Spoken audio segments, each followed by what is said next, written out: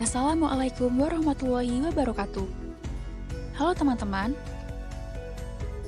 pada video ini, Lia, Hana, Cita, dan Siska akan menjelaskan tentang sejarah dan perkembangan etika profesi. Pertama, kita akan membahas mengenai etika komputer terlebih dahulu. Sejarah etika komputer terbagi menjadi 5 era sebagai berikut.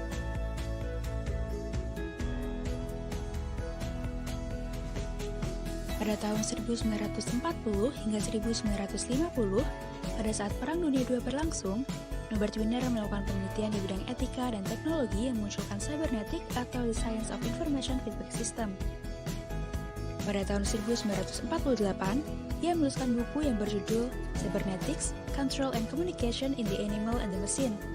Wiener menyatakan bahwa semua tindakan, gerakan, perilaku manusia atau makhluk hidup lain serta mesin selalu terkendali dan terdapat suatu informasi yang menjadi dasar dari pengendalian tersebut.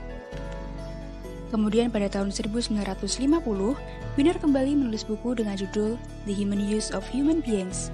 Buku ini membahas beberapa bagian pokok hidup manusia, prinsip hukum, dan etika di bidang komputer.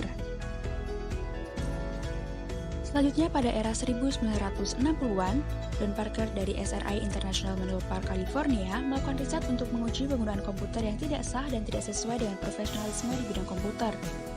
Ia lalu menuliskan buku yang berjudul Rules of Ethics in Information Processing. Kemudian pada tahun 1968, Don Parker melakukan pengembangan kode etik profesional pertama yang dilakukan untuk Association of Computing Machinery atau ACM. Pada era 1970, Joseph Vizino menciptakan suatu program ELISA, yaitu tiruan dari psikoterapis Rogerian yang melakukan wawancara dengan pasien. Hal ini menjadi bukti bahwa komputer akan segera mengotomasi psikoterapi. Kemudian pada tahun 1976, ia menulis buku Computer Power and Human Reason atau hubungan antara manusia dengan mesin.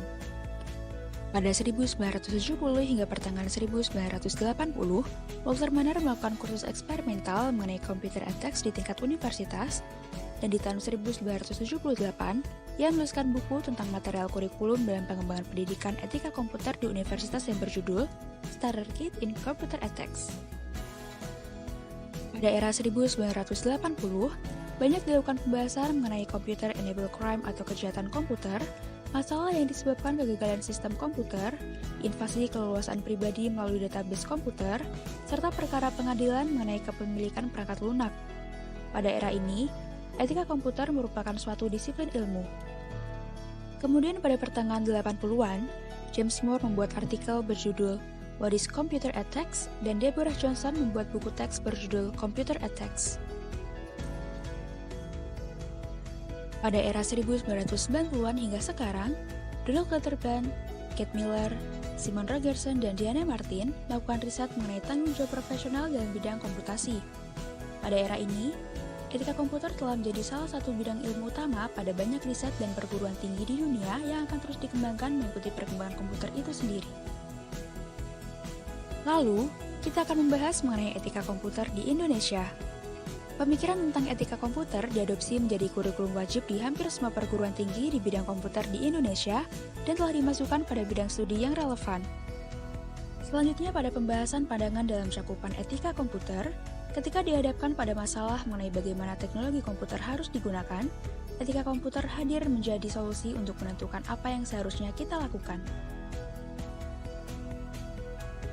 Terdapat berbagai isu pokok etika komputer, yaitu kejahatan komputer, cyber attack, business and e-commerce, tanggung jawab profesi, serta pelanggaran hak atas kekayaan intelektual. Di akhir video ini, kami akan mengutip pernyataan dari Sidney Jason Harris, yaitu ancaman nyata sebenarnya bukan pada saat komputer mulai bisa berpikir seperti manusia, tetapi ketika manusia mulai berpikir seperti komputer. Itulah pembahasan mengenai sejarah dan perkembangan etika profesi dari kami. Terima kasih telah menonton video ini. Wassalamualaikum warahmatullahi wabarakatuh.